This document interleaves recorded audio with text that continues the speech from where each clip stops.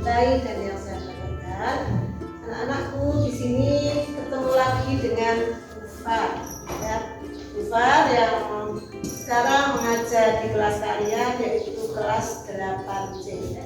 Dan untuk pertemuan yang pertama di kelas 8 ini, anak-anak akan mengenal pelajaran tentang teks berita.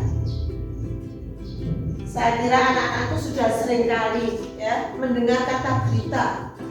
Pulang-pulang sekolah kadang-kadang, apa berita? Ada berita. Berita apa?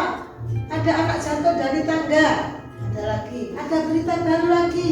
Ada orang jatuh dari pohon kelapa dan lain-lain. Itu juga berita. Hanya saja berita itu mungkin belum diliput atau belum bisa kita lihat di media massa.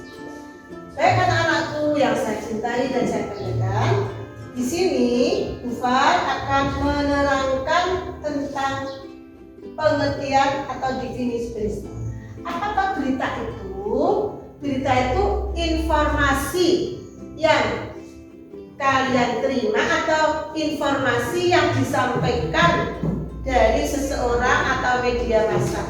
Nah, berita ini bisa kalian lihat dari atau melalui media massa, baik melalui TV, baik kita baca dari koran majalah, ataupun mungkin berita itu bisa kalian dengar secara langsung, yang seperti saya contohkan tadi, pulang sekolah mendengar berita ini.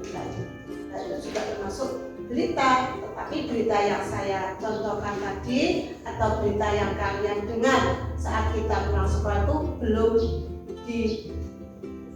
disampaikan atau belum dimasukkan ke dalam media massa.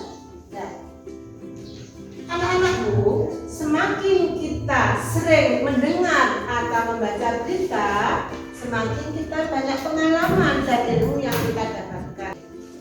Baik anak-anakku, kita lanjutkan. Setelah kita memahami atau mengerti tentang pengertian berita, langkah berikutnya adalah unsur-unsur berita.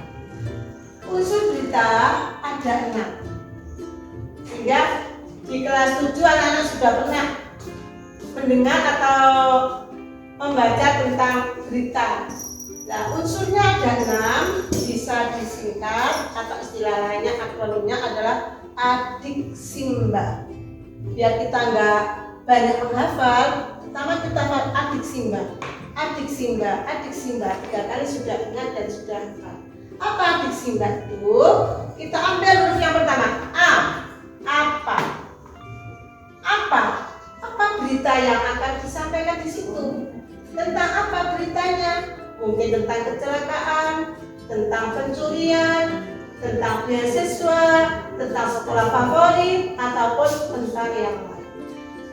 Yang kedua adalah di mana. Di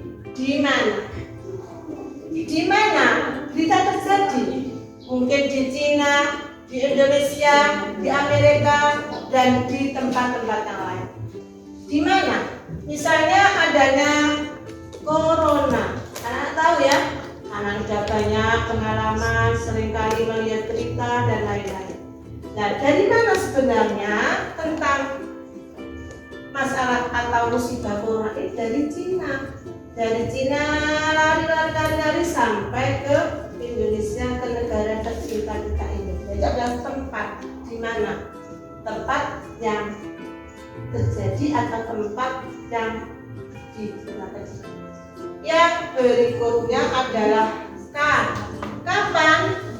kapan kejadiannya, mungkin harinya, tanggalnya, jamnya itu akan diungkapkan di kapan. Misalnya kejadian corona tadi, kapan corona muncul di Cina? Berikutnya yang keempat adalah siapa yang terlibat, yang dibicarakan di dalam berita tersebut. Kalau kita kembali pada tadi, musibah corona yang ada di Cina, siapa? Maksudnya itu siapa saja yang terlibat di dalam musibah tersebut. Mungkin dengan jumlah berapa ribu, berapa ratus korban yang meninggal itu adalah yang dimaksud di dalam poin atau unsur yang keempat. Berikutnya anak-anakku, unsur yang kelima adalah mengapa. Mengapa terjadi? Mengapa terjadi? Nah, mengapa di sini adalah tentunya kalian itu punya pemikiran atau gambaran. Oh iya, kalau ada kata mengapa itu berarti ada penyebabnya. Mungkin karena adanya virus, mungkin adanya hal-hal yang kurang bersih ataupun yang lain. Yang terakhir adalah keenam, yaitu bagaimana. Bagaimana berita itu bisa muncul atau bagaimana berita itu bisa ditayangkan melalui media-media massa. Nah, itu adalah hal yang bisa kita jabarkan dari adik Simba tadi. A. Apa? D. Di mana? Tempat? Siapa? Kapan? Siapa? Mengapa? Dan bagaimana? Kalau sudah membicarakan 6 unsur berita ini, berarti sudah lengkap. Bolehkah kita menghilangkan satu unsur? Tidak boleh.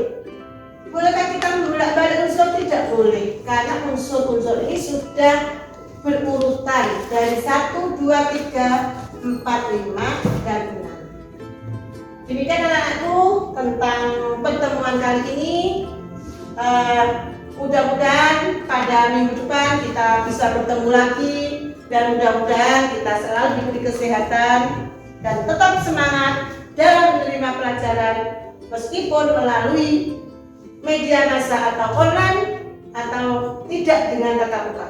Demikian, mohon maaf. Assalamualaikum warahmatullahi wabarakatuh.